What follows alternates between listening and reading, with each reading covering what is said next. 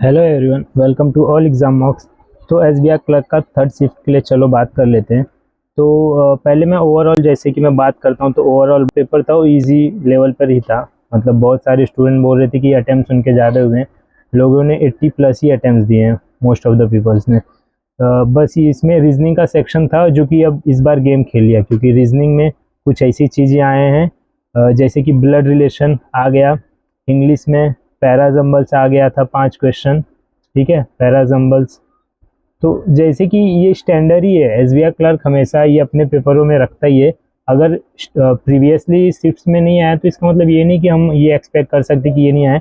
ये था कि इसके लैक्स एक्सपेक्टेशन थे, बट ये आ गए। बट किसी को प्रॉब्लम नहीं हुआ क्योंकि पैराजम्बल भी इजी था, और जो ब्लड रिलेशन भी था वो इजी लेवल पे एक फैमिली ट्री बनाना था स्टैंडर्ड लेवल वाला, वही था। तो प्रॉब्लम तो नहीं हुआ। तो अगर मैं कुछ लोगों को देखकर और फिर कुछ लोगों से सुन के अगर मैं आप लोग को एक ओवरऑल अटेम्प्ट और उनकी डिफ़िकल्टी सेक्शन वाइज बताऊं, तो इंग्लिश, क्वांट और रीजनिंग को अगर हम लोग लेते हैं तो इसमें यह है कि इंग्लिश जो है लोगों ने 27 तक अटैम्प्ट रखा है।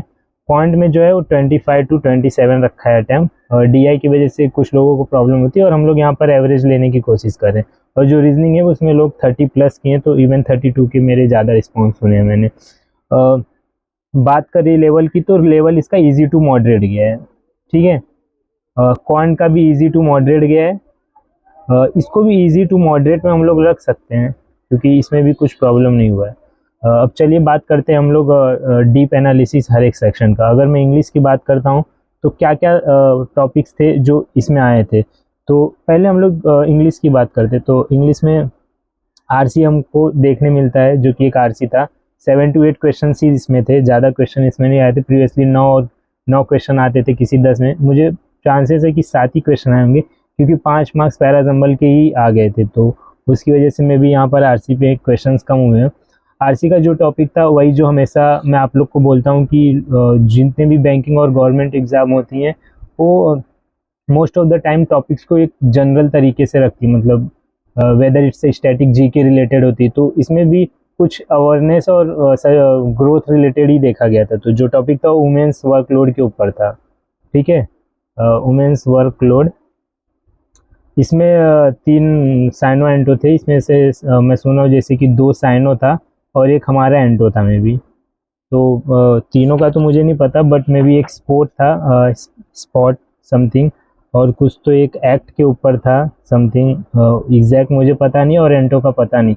बट अगर मैं चाहता हूँ अगर कोई इस वीडियो को देख रहा है जिसने ये शिफ्ट को दिया है, शिफ्ट 3 को, तो प्लीज़ कमेंट कर दीजिए। इससे हेल्प होगा आने वाले 28 और 1 तारीख वालों के लिए। So please comment below. उसके बाद हम लोग अगर बात कर ले तो एरर के 4 क्वेश्चन देखने मिले थे। स्टैंडर्ड सेंटेंस वाले 4 क्वेश्चंस थे। मैंने सुना कि रूल्स से ही मोस्टली हो जा रहे थे क्वेश्चंस की, तो ज़्यादा हार्ड नहीं पड़े लोगों को एरर करने में। तो अब उस पर डिपेंड करता है कि एक्यूरेसी उनकी क्या बनती है। यहाँ पर जो हमेशा हमें सेंटेंस रीअरेंजमेंट वर्ड स्वैप मिलने देखने को मिलता था प्रीवियसली शिफ्ट में, अब यहाँ तक ये सुना जा रहा है कि इसके जगह पर पैराजम्बल्स रख दिया गया था। 5 क्वेश्चन इससे थे। स्पेलिंग से क्वेश्चंस थे कुछ 2 3। I am even not sure about it, but एक बंदे ने मुझे बोला कि स्पेलिंग के भी क्वेश्चन थे इस, और फिल इन द ब्लैंक थे, फिलर्स, जिस पे 4 5 क्वेश्चन थे।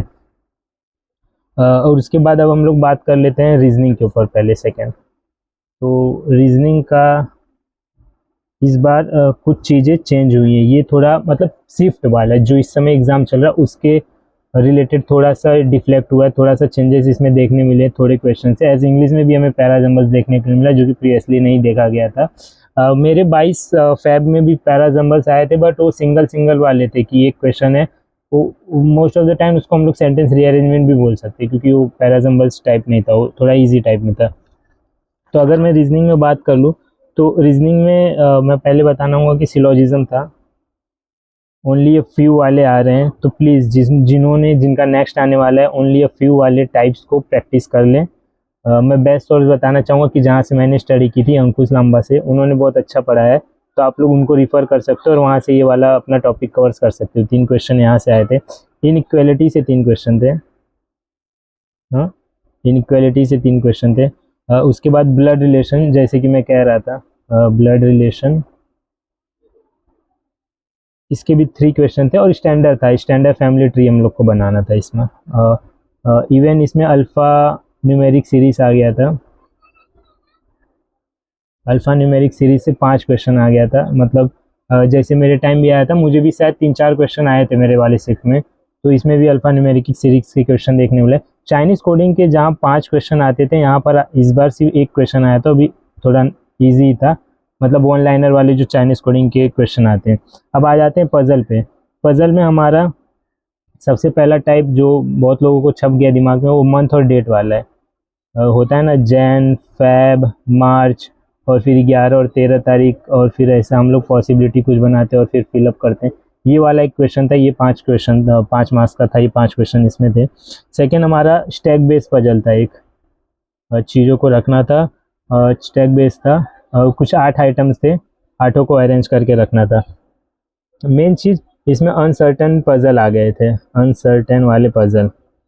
अनसर्टन पजल मतलब जो सीटिंग होती है, तो 12 पर्सन खुश थे, पहले नहीं पता था, बट लोगों ने सॉल्व किया तो वो लोग बोल रहे कि 12 लोगों तक आए थे। तो आप लोग कमेंट कर सकते हैं कि आपने जब वो अनसर्टेन लोगों को बैठाया तो टोटल नंबर ऑफ पीपल आप लोग को कितने दिखाई दिए। 12 दिए तो प्लीज़ कमेंट कीजिए, और इससे क्या होगा, इंगेजमेंट बढ़ेगा और लोगों को पता चलेगा कि 12 था कि नहीं था। This things will. और फिर एक पैरा फॉर्मेशन से एक क्वेश्चन था, एक क्वेश्चन पैरा फॉर्मेशन से था और एक ऑड वन आउट था, इजी था ऑड वन आउट भी। एक क्वेश्चन इससे रिलेटेड था। तो ये हो गया। मुझे लगता है ये स्टैक बेस और फ्लोर जो बेस, लोग बोल रहे कि फ्लोर बेस से भी क्वेश्चन था, शायद ये उन्हीं को कहना चाहते होंगे।